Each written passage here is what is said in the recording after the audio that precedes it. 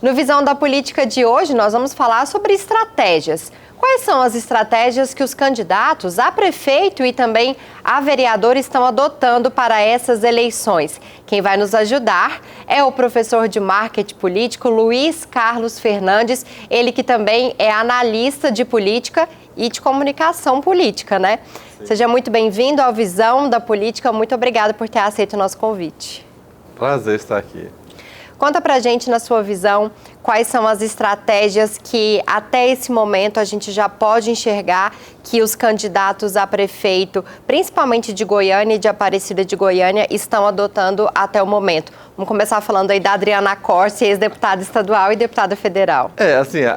Por enquanto a propaganda eleitoral ainda não é permitida, né? Então o que a gente está vivendo é o que a gente chama de pré-campanha, né? Desde 2016, quando a legislação mudou, ou seja, o tempo de campanha saiu de 90 dias para 45 dias e o espaço de mídia caiu de 30 minutos para 10 minutos, a pré-campanha se tornou mais importante do que a campanha. Então, na pré-campanha, você não pode dizer que é candidato, você não pode pedir voto, nem pode falar do partido, nem de seu número. Mas o restante você pode. Então, o que acontece? Uma pessoa que já tem um cargo político, ele pode usar desse cargo político para atuar politicamente do ponto de vista eleitoral, ou seja, ele vai fortalecer o que a gente chama de capital político, né? Ele vai estar presente, vai mostrar a atuação dele, vai mostrar a visão dele sobre os assuntos que interessam a população, né? E isso é o que basicamente as pessoas estão fazendo, tanto presencialmente quanto usando a internet. A internet se tornou cada vez mais uma coisa importante, né, na política, né? Então, desde 2010, aqui em Goiás, a internet se tornou, né, a internet a partir das redes sociais se tornou uma coisa fundamental para quem quer fazer uma campanha estrategicamente estabelecida, né? Dentre os candidatos que a gente tem, Vanderlan Cardoso, Fred Rodrigues, Matheus Ribeiro, Sandro Mabel e Adriana Corsi, você acredita que eles estão fazendo a tarefa de casa em relação às mídias digitais? Sim, eu não acompanho todos, vou ser sincero, eu não acompanho todos, né?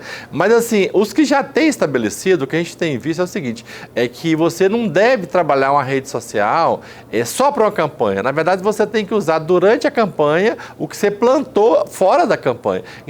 Então, quem tem cargos legislativos, que já tem uma atuação política já há bastante tempo, ele utiliza bem isso, né? E agora é o momento dele reforçar cada vez mais. Porque a audiência da internet, ela não é audiência momentânea. Em 45 dias eu não consigo essa audiência. Eu tenho que ter estabelecido um relacionamento com ela duradouro, de um ano e meio, antes, para que eu possa usufruir bem dessas possibilidades que ela me dá, né? Que é da rede, né? A possibilidade de que eu produza seja divulgado por outros, sem que eu tenha que usar as mídias tradicionais, né? O que mais vai impactar nessas eleições, falando primeiramente de Goiânia?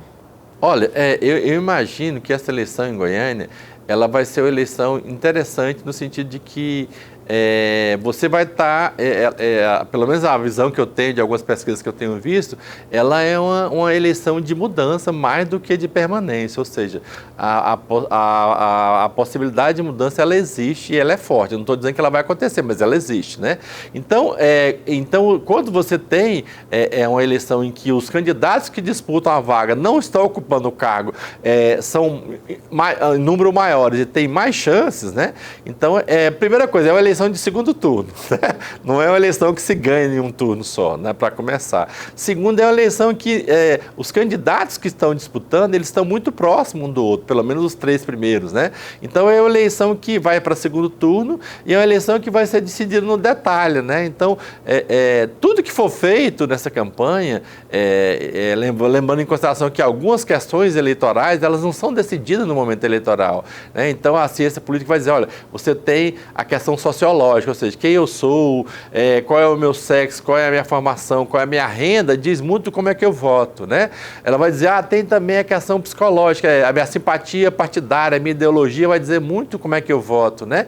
E tem o que é fundamental, que a gente chama de renda de utilidade, ou seja, eu avalio o que aquela pessoa no governo fez de bom para mim e para o meu grupo. Então, essas 3 questões, elas vão estar muito fortes, muito presentes nesse momento, né? Eu acho que a gente tem uma herança, assim, do ir famílias, de um bom administrador, de um bom gestor, né? De uma cidade moderna e bem vista, né? A gente está querendo isso de volta, né? Então isso vai estar muito em voga. Quem conseguir vender melhor essa ideia de que vai retomar esse modelo, talvez seja o que você consiga sair melhor, né? Um dos trabalhos que o senhor desenvolve é o mapa de votação. Tem alguma análise que você pode trazer dos eleitores goianienses para a gente tentar vislumbrar e o que eles estão querendo? Olha, mapa eleitoral é uma coisa assim que não dá para mim dizer agora. Por quê? Porque o mapa eleitoral que eu posso estabelecer agora, ele é baseado nas eleições de 2020. Então eu vou pegar os dados da Justiça Eleitoral de 2020, jogar no mapa de Goiânia e localizar onde está a votação. Por exemplo, o Vanderlan, que foi candidato em 2020, eu consigo saber mais ou menos a votação. Eu posso atualizar, por exemplo, da Adriana, a votação que ela teve de deputado em Goiânia, né? Então, assim, quem foi candidato em 2022, eu consigo localizar o voto dela em Goiânia e dizer como é que está. Mas isso é muito pouco para a nova eleição. Então, o que teria que ser feito? Teria que ser feita uma nova pesquisa em que eu tivesse condições de atualizar isso, né? Eu teria que identificar o respondente, a localização do respondente. Aí eu poderia atualizar. Então, assim, isso é um processo meio trabalhoso e demorado que eu não teria como te dizer agora. As pesquisas que estão saindo agora, eu acho que elas estão mais precisas nesse sentido. Em relação, para a gente falar um pouco também das eleições em Aparecida de Goiânia, que teve uma reviravolta, a gente viu o atual prefeito, Vilmar Mariano, que até então era pré-candidato, agora está apoiando o candidato professor Alcides e foi lançado ali no lugar dele, Leandro Vilela. Qual a análise que você faz, se isso realmente foi bom para ambos os lados? Quem é que vai sair favorecido com toda essa mudança? Olha, é difícil dizer porque eu não tenho as informações internas, né? O que eu posso dizer é o seguinte, é que o apoio de um prefeito ajuda bastante se o prefeito estiver bem posicionado e ele não for candidato. Certo? Me parece que não é bem o caso, né? Porque ele talvez não tenha conseguido viabilizar a candidatura de reeleição dele. Então, esse caso eu acho que não cabe nisso, né? A outra questão é que o nome Vilela é um nome muito forte em Aparecida. Por quê? Por causa do Marquito Vilela, que foi prefeito 2 vezes, e tem um nome muito forte. Me parece que nas pesquisas que estavam sendo feitas lá, existia esse recall, ou seja, essa lembrança. Quando falava Vilela, eu não sei se associado ao atual Vilela, mas ao Marquito, era muito bem aceito, né? Agora, resta saber, assim, quando as pessoas souberem diferenciar quem é quem, se isso vai mudar ou não. Então, assim, eu acho que os 45 dias de campanha vão ser fundamental para dizer como é que isso vai funcionar, né? Em relação às mídias digitais, às campanhas na internet, o que os candidatos podem usufruir e aproveitar nessa parte digital para se sobressair? Olha, assim, do ponto de vista legal, né, eu acho que as antigas lives que aconteceram em 2020, que não podia ter reuniões, né, elas vão continuar fortes, né? Eu acho que isso, a questão do estabelecimento de laços fortes e laços fracos, ou seja, você ter uma rede de reprodução dos seus conteúdos, de engajamento, de mobilização, isso também vai continuar bastante forte. E agora interligado com ações presenciais, porque em 2020 isso não pôde ser feito, né? A tecnologia hoje está muito sofisticada, né? Do ponto de vista de inteligência artificial e por aí, só que tem que tomar cuidado com a questão legal, né? Assim, fake news, né, deepfake, essas coisas são proibidas e o que tem que ser visto é que a Justiça Eleitoral vai ser muito rigorosa com isso. Então, às vezes, quem utilizar isso de forma errada, ele pode ganhar e não levar depois, né? Então, assim, os recursos estão se multiplicando cada vez mais, né? Os preços, ou seja, o custo de produção está cada vez mais barato e isso permite que a diferença de condições, de recursos do partido ou do candidato, né? Porque o candidato tem o recurso do partido. E o partido que elegeu mais deputados e mais senadores tem mais recursos do que o que não tem. Então, isso aí torna uma coisa mais ou menos assim, competitiva para todos, desde que saiba usar. Então, vai ser muito mais uma questão de estratégia, né? Política e de marketing político do que do ponto de vista tecnológico, né? E eu acho que o WhatsApp, né? O Instagram eu não acredito muito, não. Assim, o Facebook, o Instagram são fortes, mas já estão meio cansativos, né? As pessoas já estão um pouco cansadas. Mas os grupos de WhatsApp eu acho que vão continuar fortes, né? O Telegram em Goiânia eu não sei se pega, eu tenho uma certa dúvida. Eu, pelo menos, não consigo movimentar muito, né?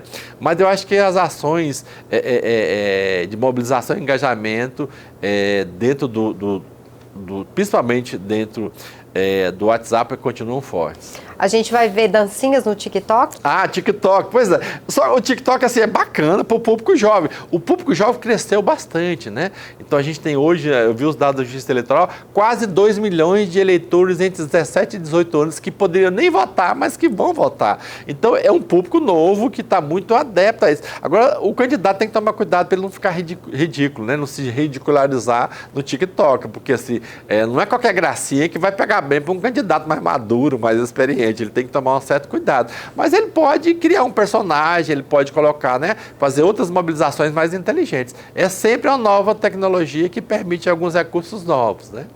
Em relação àquelas fotos marcadas, geralmente a gente vê muito ali os candidatos a vereador querendo tirar foto com o governador, com o presidente Lula, enfim, com o presidente aqui da Assembleia, o Bruno Peixoto, e postando essas fotos.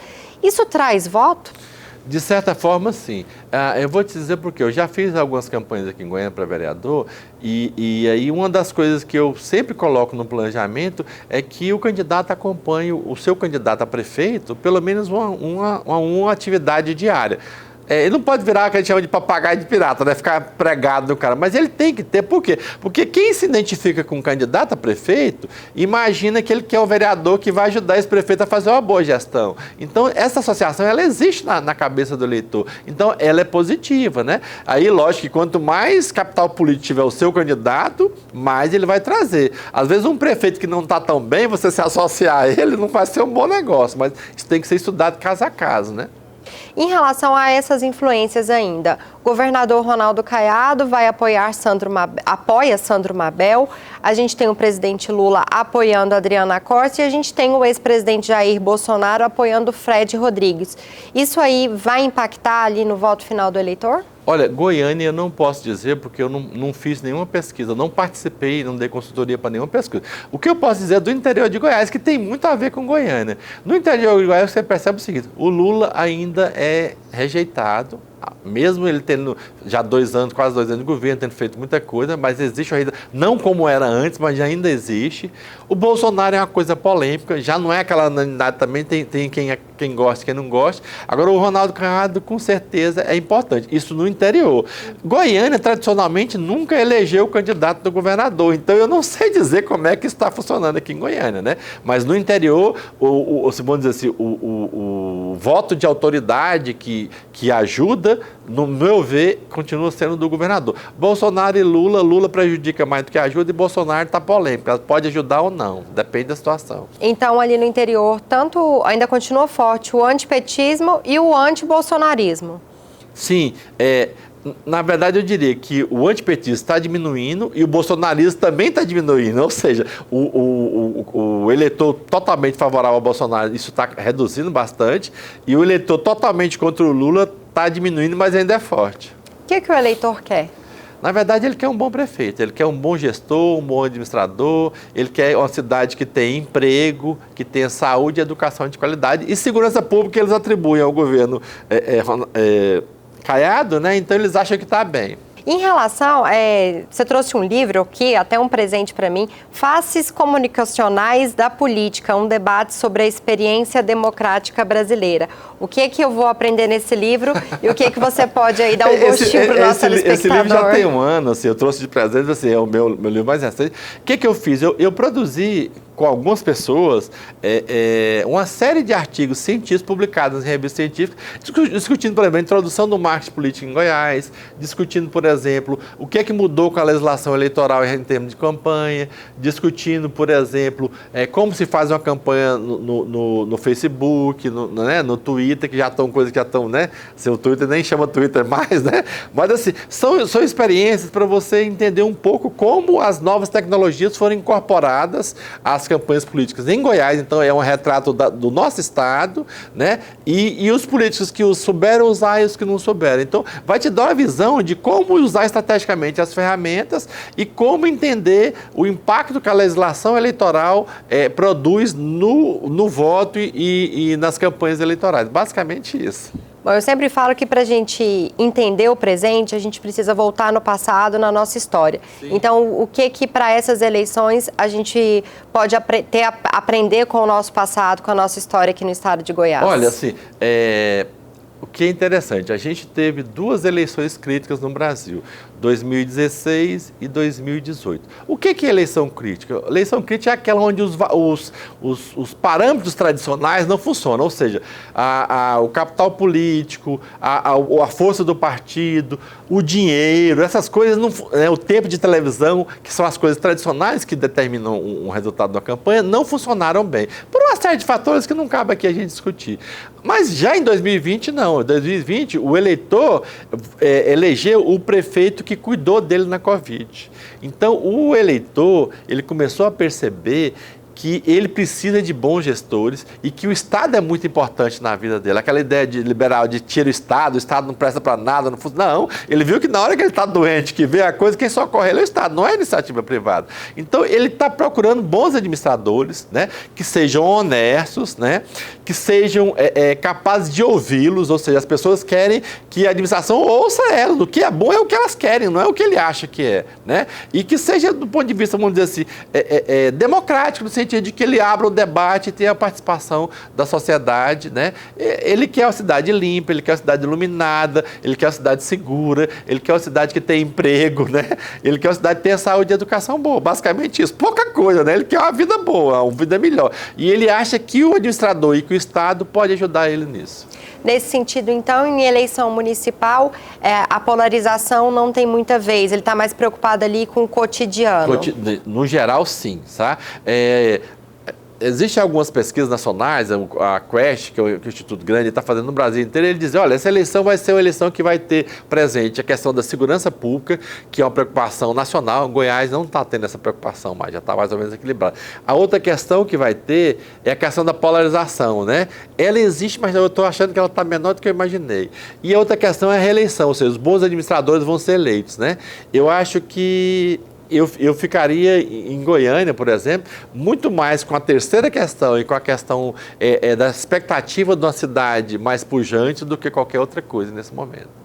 Em relação à Câmara de Vereadores, a gente sempre discute muito as estratégias, o que podem fazer, como conquistar o voto em relação aos prefeitáveis. E a gente fala pouco sobre os vereadores. Como é que os vereadores podem, qual estratégia adotar para eles conseguirem o voto? Olha, de uma forma geral, o que a gente tem percebido é que o eleitor já se preocupa muito com o executivo, mas esquece do legislativo. Estou falando de deputado, senador executivo, né? Mas assim, não é executivo, é majoritário. Né? Ele é legislativo, mas ele é majoritário. Mas acontece que a partir principalmente das eleições, duas últimas eleições nacionais, e principalmente dessa, a população está percebendo que o legislativo é muito importante, porque ele ajuda ou ele atrapalha demais, sabe? Então as pessoas estão começando a verificar que não basta só eleger um bom prefeito, eu tenho que eleger uma coisa. Então, assim, a tendência do Legislativo sempre foi de renovação. O Senado passado renovou quase 80%. Então, eu acho que essa eleição, em relação aqui, eu acho que vai ter uma renovação boa. Eu acho, não tenho certeza, né? Mas os que fizeram a lição de casa, que souberam trabalhar para o seu eleitor, porque o vereador ele tem que entender o seguinte, ele não vai ser bom para a cidade inteira, ele vai ser bom para o eleitor que votou nele, que espera dele alguma coisa. Então, ele vamos dizer assim, é um nicho, né, que ele vai trabalhar. Esse conseguiu prestar serviço, né? Porque você exige do vereador três coisas: que ele trabalhe, ou seja, que ele não seja gadeteiro, que ele esteja presente nas comissões, que ele vá à votação, tal, que ele apresente projetos bons e que esses projetos sejam votados e aprovados e que ele fiscalize o executivo. Quem fez essas três coisas talvez seja reeleito, né? Vou dizer com certeza, mas com grande chance. Em relação aos nichos, né, a gente atualmente ainda tem pouquíssimas mulheres eleitas e aí nessa pré-campanha a gente viu os candidatos ali querendo trazer mais mulheres e trazendo isso até como uma bandeira, né? Sim. Mais mulheres na política. Você acredita que a gente vai ter um número maior de mulheres eleitas? Olha, eu não sei se eu acredito ou se eu tenho esperança, né? Mas o fato é o seguinte, em 2020 foi feita uma análise, foi uma eleição que as minorias saíram vitoriosas, no sentido que elas cresceram. O que eu chamo de minoria? O negro, eu chamo de minoria os indígenas, né? O mais os que ainda tem uma subrepresentação, né? Mas a mulher, ela é um caso especial, porque ela é maioria da população, ela é maioria do eleitor e ela é minoria no ponto de vista de representação política. Eu acho que a mulher precisa confiar mais na mulher e que a mulher precisa mais ocupar o espaço político, né? É uma luta que eu acho que não é da mulher, é a luta da sociedade brasileira, né? Sociedade goiana, né? E eu acho que isso é muito importante. E eu vejo bons quadros aí de candidatas mulheres. Eu acho que é um bom momento para elas. E, no geral, qual a visão da política que o senhor tem? Olha, eu acho que a política, ela é sempre uma questão interessante, né? A gente tem fluxos e refluxos, né? Esquerda, direita, tal, assim, mas eu acho que a gente está avançando como sistema democrático. A gente tem menos de 100 anos de democracia, né? Num país, né? De mais de 500 anos. Então, a gente está avançando como democracia. O eleitor está começando a se identificar como eleitor. Eu digo assim, que a gente chama de... os autores vão dizer, existe duas coisas importantes na democracia. O conflito no sentido de disputas, né? E a clivagem, que é no sentido de eu votar reconhecendo quem eu sou na sociedade, o meu lugar no mundo, né? O eleitor brasileiro está começando a se reconhecer seu lugar no mundo. Isso é muito importante para a democracia. E eu acho que cada vez mais isso vai fortalecer. Então, eu sou otimista em relação a isso. Então, o senhor acredita que as pessoas estão cada vez mais politizadas e tendo interesse mesmo em saber sobre a política, sobre quem eles elegeram? Eu acredito e espero. Eu fui num grupo focal outro dia que o cara falou uma coisa assim, maravilhosa. Um cidadão comum falou, olha, ou a gente atira na cabeça ou a gente atira no pé. Se a gente atirar no pé, nós vamos sofrer 4 anos. Se a gente atirar na cabeça, a gente vai ser feliz. Então, assim, ou você acerta em quem você vota, você erra. Se você acertar, vai ser bom. Se você errar, vai sofrer 4 anos. Eu acho que a gente tem que pensar muito nisso. Professor, muito obrigada por essa entrevista. E olha, já fica aqui um pré-convite para a gente voltar a falar daqui a pouquinho, quando a gente realmente tiver aí as campanhas na rua. Sim, eu que agradeço, estou à disposição. O Visão da Política de hoje fica por aqui. Eu convido todos vocês para continuar acompanhando a programação da TV Assembleia Legislativa e até mais.